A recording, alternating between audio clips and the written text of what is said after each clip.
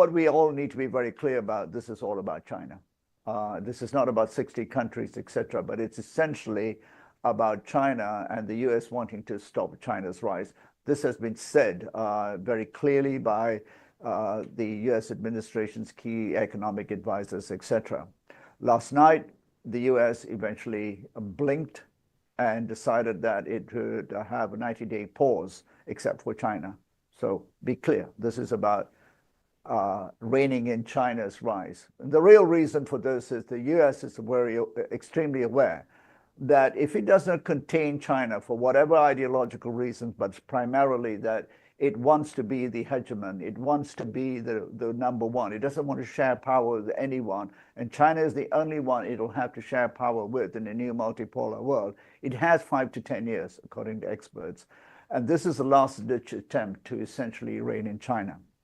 But the approach is what is essentially causing confusion, even amongst Americans who are, agree we need to contain China. And the approach essentially seems to be muddled up between it needs to raise funds through tariffs to address the deficit. It wants to rectify trade imbalances, which is fair enough. And it wants to bring jobs back to the US. But you can't have all of them at the same time because they don't all work in tandem. One or two will work and then essentially affect the other in an adverse way. The problem is that it is not, as Americans, as the key administration advisors are yelling out to the world, that foreigners are ripping off China, ripping off the United States. The problem is that the Americans essentially are living beyond their means, have been doing so for a long time. And they are unable to essentially deal with their deficit. And they think the problem is about China. Clearly, there are trade imbalances which ought to be sorted out, and we have mechanisms for that. But you cannot have all three on the table and then say, but China is the root cause of all of these problems, or the world at large. So the markets are all confused. They don't know what to do. And they are calling for some sort of appeasement, which yesterday the American government reacted to, and markets went up again. The problem also is that the US doesn't make enough stuff that the rest of the world actually wants to buy. And that is the problem. And it needs to address that, which means it needs to invest again. And this is not an overnight solution. So the common interpretation is something that most commentators are talking about, a return back to the status quo. And in this little podcast, I'd like to essentially argue that the return to the status quo is not the answer either, because you have what this is showing us as once in a lifetime, and you can call that the first time in 80, 90 years since the Second World War, etc., a recalibration of the global economic system, the understanding that the political, geopolitical economy is all going to be reconfigured, and that the current model is run out of runway. Tariffs exist so that trade is not a zero-sum game, so that you do not have a situation in which the rich, the more powerful nations essentially dominate, flood markets with whatever they want, and the poor do not have an ability to essentially, poorer countries and economies, do not have the opportunity to build their economies, different sectors, and improve the livelihoods of their people. So tariffs exist so that everyone feels they got something out of a deal. I mean, that's what the word trade. Trade is not, you get the same as I do. Trade is about you're happy with the conditions of this, because at this point in time, you're happy to take this amount. And even if you think I'm taking a disproportionate amount, but you understand that I have a bit more in terms of an advantage here, but you're happy to do that deal. And you can see that in the markets you go to. Any day, if you go to a market, at 10 a.m., the price of fish may be so much. But at the close of day, about 6 p.m., the fishmonger is going to sell it to you at a discount because he doesn't want to take it home. The fish is less fresh, and says, hey, I'll sell it to you for a little cheaper. So that's what a trade is. And so everyone feels, well, I got something out of this. I'm not a loser. So trade has never been about equals making a transaction. There's a give and take, and depends on the position of power that different economies have. When we talk about it from a point of view of the global economy. So the global tariff system was designed to ensure that there was a fundamental understanding that if we are to progress as humanity and have a shared humanity, a shared future, etc., there needs to be a global compact. That global compact is, let's have a tariff system within which there are certain rules. It's far from perfect, but it allows us all to deal with each other, the powerful, the less powerful. And by that, I mean just not nations, but even sectors within sectors to do that and trade. But it's also to protect, the sovereign rights of nations, and to allow nascent industries in certain countries to grow so that they have a chance to compete with more powerful nations. And therefore, all boats rise, the world's a better place, and poorer nations where people are coming from a lower economic standing have a chance to essentially enter and be upwardly mobile.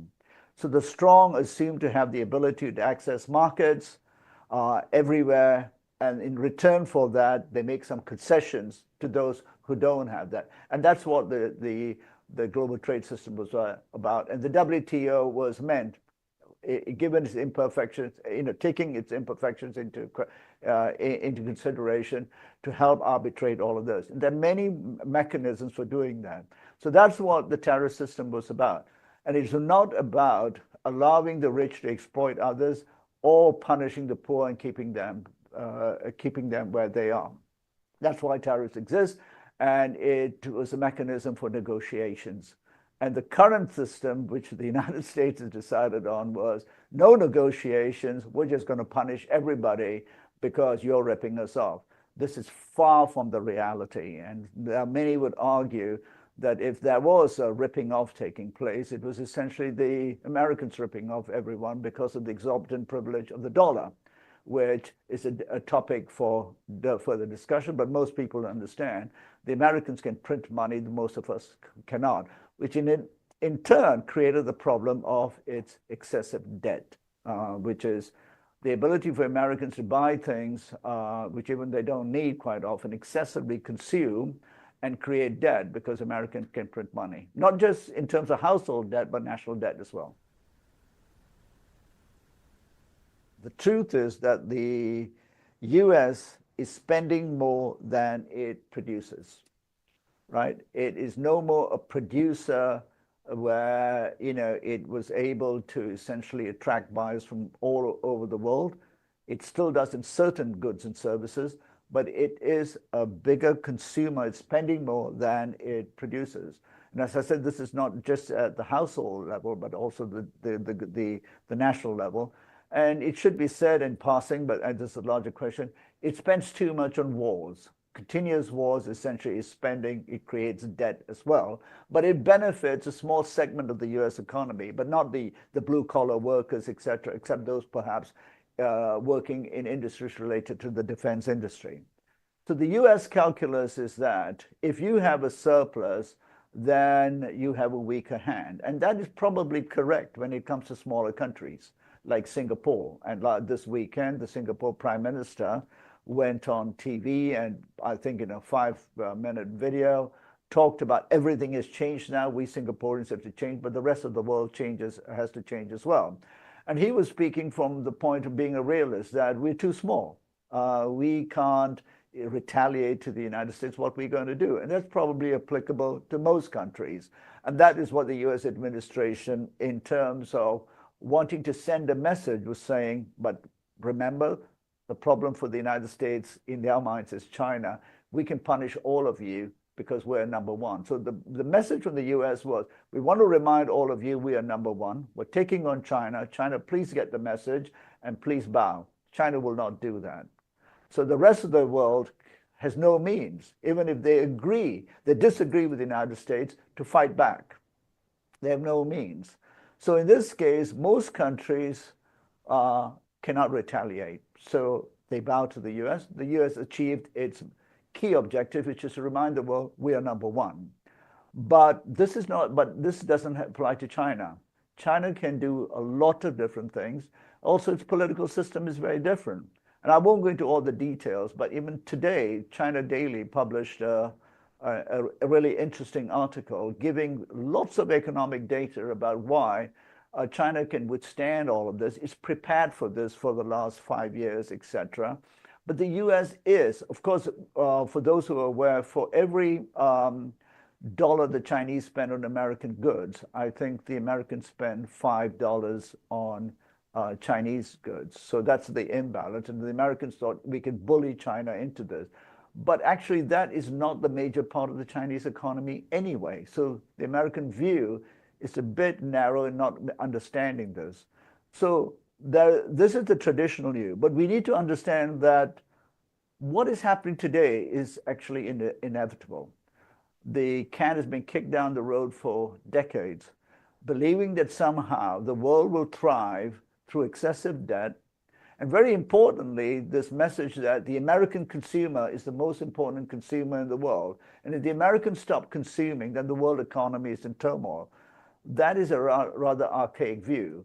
But to give, be sympathetic to the Americans consuming excessively is not good for America, etc., which then tells us a larger story that we have a world economic model, and which is not being mentioned at this moment by most economists, and they analyze this, because most people want to go back to last year.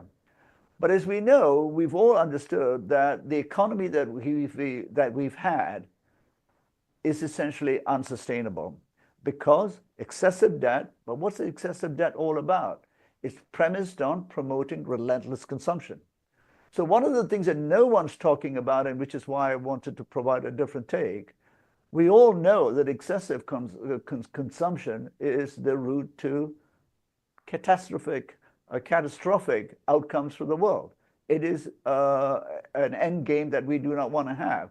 So let's connect the dots and understand that where we are now is that the extreme capitalist model, which, I'm not going to rant against it, but which has had benefits, has also created now extreme outcomes that can no longer be sustained. One we know is that consumption-driven growth has created externalities, creating all the existential threats that we are aware of, and no one's talking about climate anymore. Apparently, it's not related to these things, but it is fundamentally related to this: food consumption, externalities, biodiversity loss, all related to excessive consumption.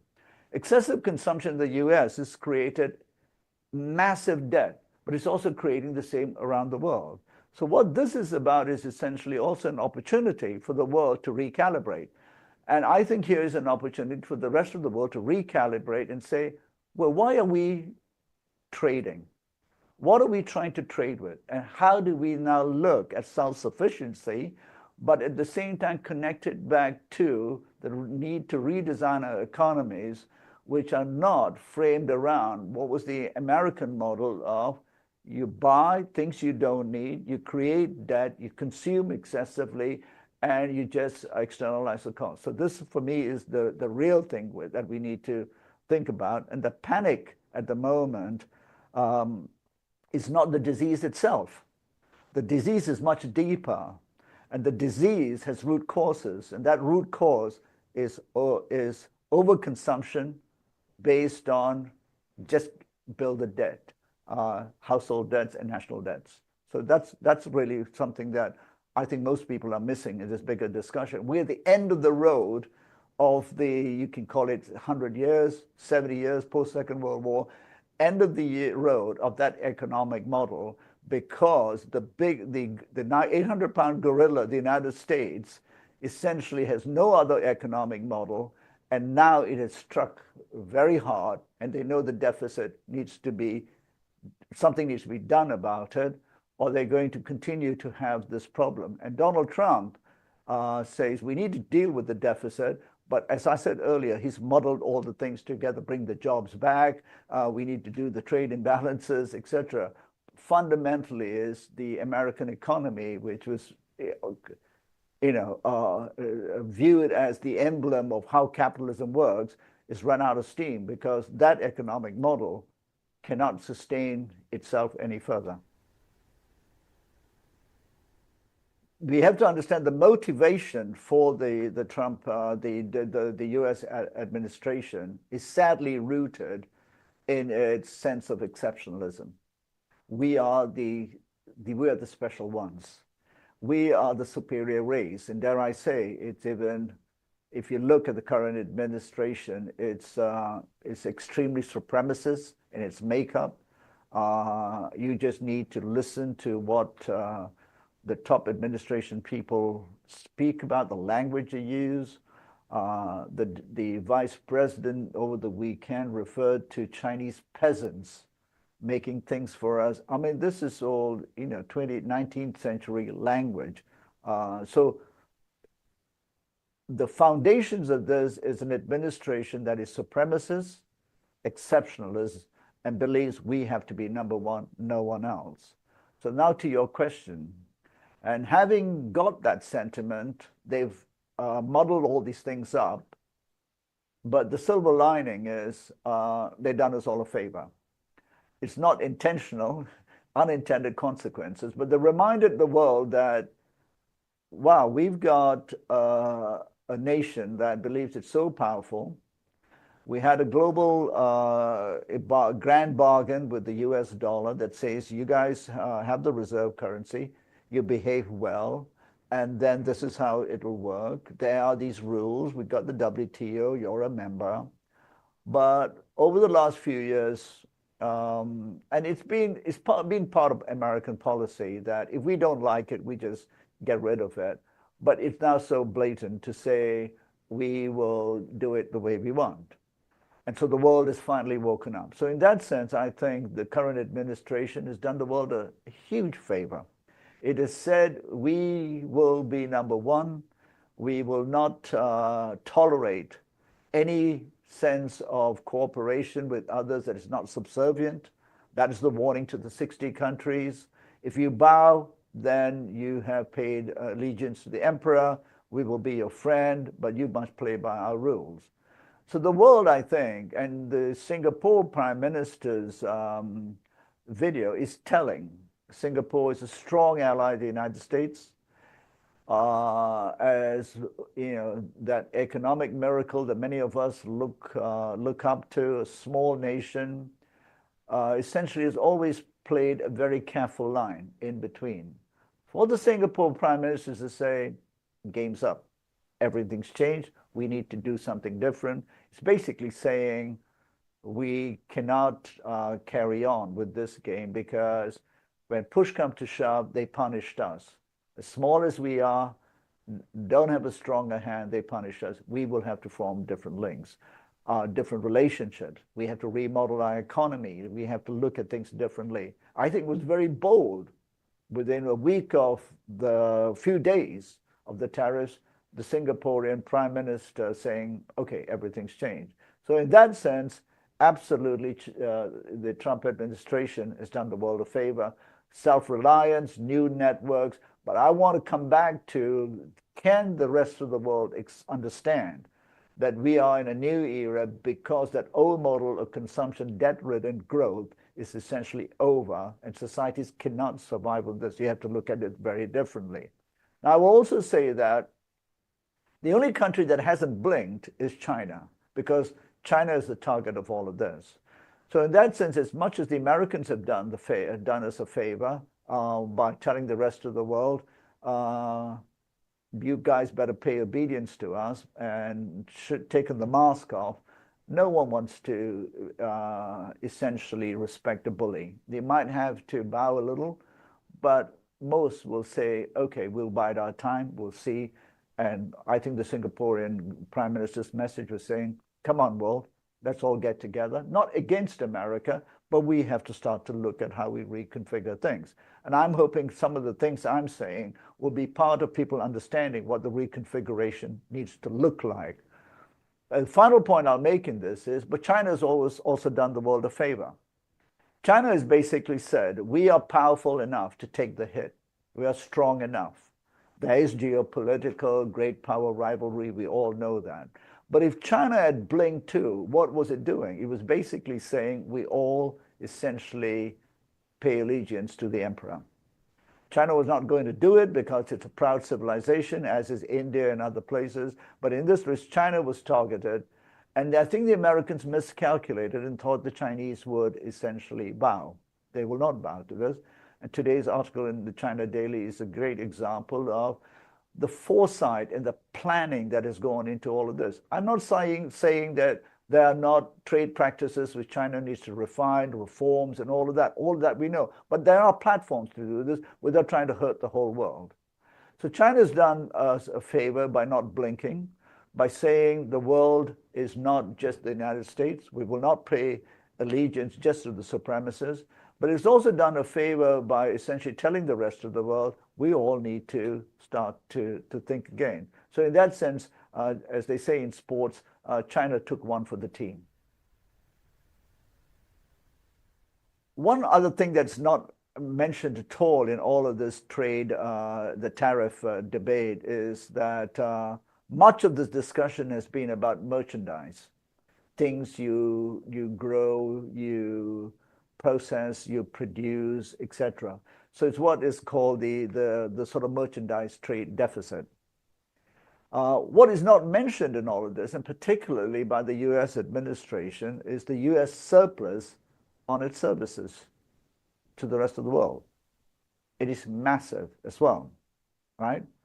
And countries are not talking about, therefore, well, if you are going to impose these tariffs on us, then we can also start to impose tariffs or other taxes or restrictions, trade barriers, etc., on US services.